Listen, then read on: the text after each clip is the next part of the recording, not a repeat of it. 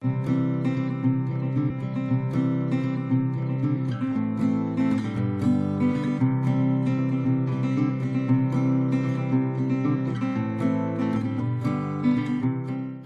let's see the sponginess and the juiciness of this. Look at that, it's like a sponge ball, isn't it? All we need is some milk, sugar and lemon. Now milk has to be pure cow milk, it has to be full cream and fresh. Don't use homogenized milk or UHT treatment, what they say, or Tetra Pak milks. Don't use that. 1 liter of milk, 2 cups of sugar. Sugar quantity depends upon the quality of milk that you are using and how much henna does the milk gives, and some lemon. So let us start. In a pan, add the milk. In medium flame, stir the milk and keep stirring it occasionally to prevent the burning of milk, as well as if you don't stir it, the malai may separate or cream may separate from the milk, which you don't want to have. And on the side, take out the juice from the lemons and mix it with some water. Now you can see here the milk has started to boil, and this milk is boiled, and you can see the cream has also not separated at all. Now I'm going to switch off the flame and wait for about 30 seconds before adding the lemon juice. I have mixed my lemon juice with some water, about 2 to 3 tablespoons of water to about 2 tablespoons of lemon juice or so.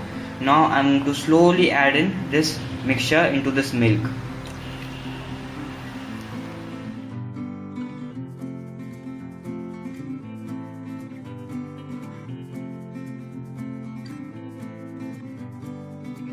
Now you can see the milk has started to curdle. You can see the greenish way is out from the milk. Our henna is ready. Without any further delay, directly strain this.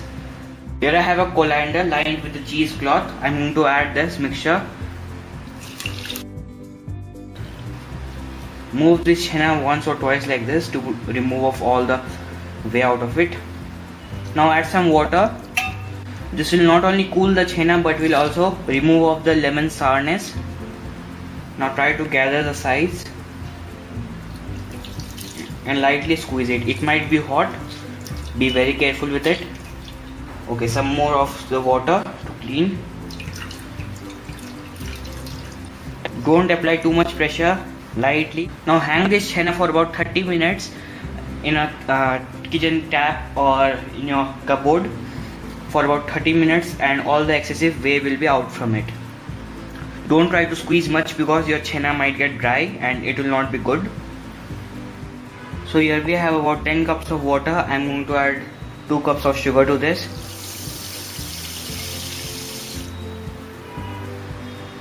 You might be thinking that is a lot of sugar syrup in here, but the calculation behind it is that if you have a rasgulla of 1 inch diameter and it will puff up into 2 inches, and then we want another 2 inches for letting it rotate nicely and swim it in sugar syrup nicely. So that is the reason behind getting so much of sugar syrup in here.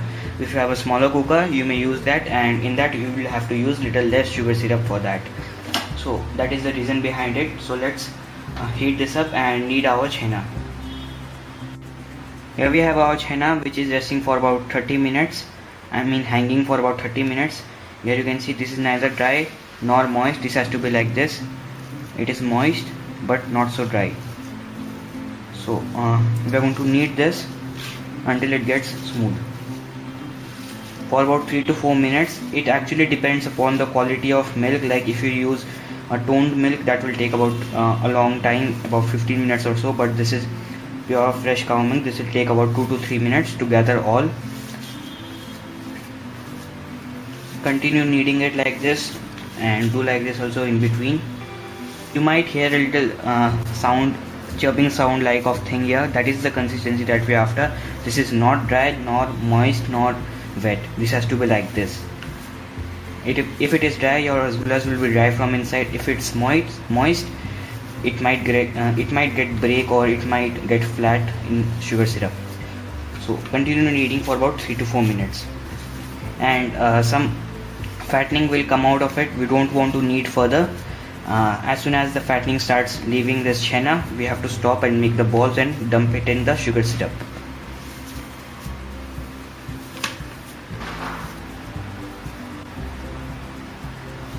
So this has been kneaded well for about 3 to 4 minutes. You can see the consistency. This is not grainy, this is not neither too soft or not too smooth. This has to be like this.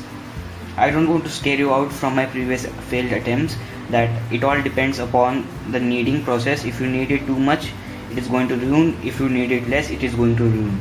So it has to be like this. There should be some pores like this and some graininess, but not too much also. So now let's make smooth balls out of it. So this will make about 8 for me.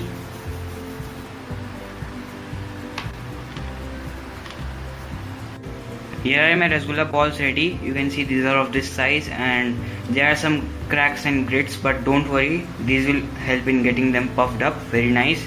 So now you can see this water is bubbling really well. I'm going to add this into this. So okay, it's fine, let me add all. Now I'm going to immediately cover it like this itself. You may use any pot with a tight lid, or you can use a big pressure cooker like this. This is a 3.5 liter pressure cooker. I'm not going to cover it, I'm going to cover it with a lid like this. Set up a timer of about 15 minutes and check it. After about 5 minutes, stir it once and check. I'm going to show you how it looks like after 5 minutes. And make sure the flame is at high for about 2 to 3 minutes. After that, take it to medium high. The water should be continuously bubbling. So it has been about 5 minutes. Don't stir it for the first 5 minutes. You can see they are looking very puffed up and nice. Give it a stir slowly. Cover it again. And after again 5 minutes, we are going to give it a light stir. So it has been about 15 minutes or so, and you can see them. They are really puffed up and really nice. What I'm going to do is switch off the flame, and then I'm going to transfer these into a bowl. If you see some spots like you saw just now, like brown spots, don't worry, they are just little sugar dirt that will go. You may clean the sugar syrup, but I was feeling lazy. With some milk. So I have added all my rasgullas in here, and if you stir the rasgullas while cooking too much, then your rasgullas might break, like this one has got a little bit, but don't worry about that. Now we have to wait for about 6 to 7 hours before serving them. Right now they are super soft. They are not holding their shape at all. After 6 to 7 hours they'll get sweet, they'll hold their shape, and they'll be perfect, and they'll be very nice. So after 7 hours we are going to serve them. Here we have our rasgullas ready to be gobbled up. They are super soft and super nice and super spongy. If you are worrying about the leftover sugar syrup that you will get from these rasgullas, don't worry, the next video is for you. How to use leftover sugar syrup of rasgullas, gulab jamuns, pantuas, jalebis and whatsoever. So let's see the sponginess and the juiciness of this.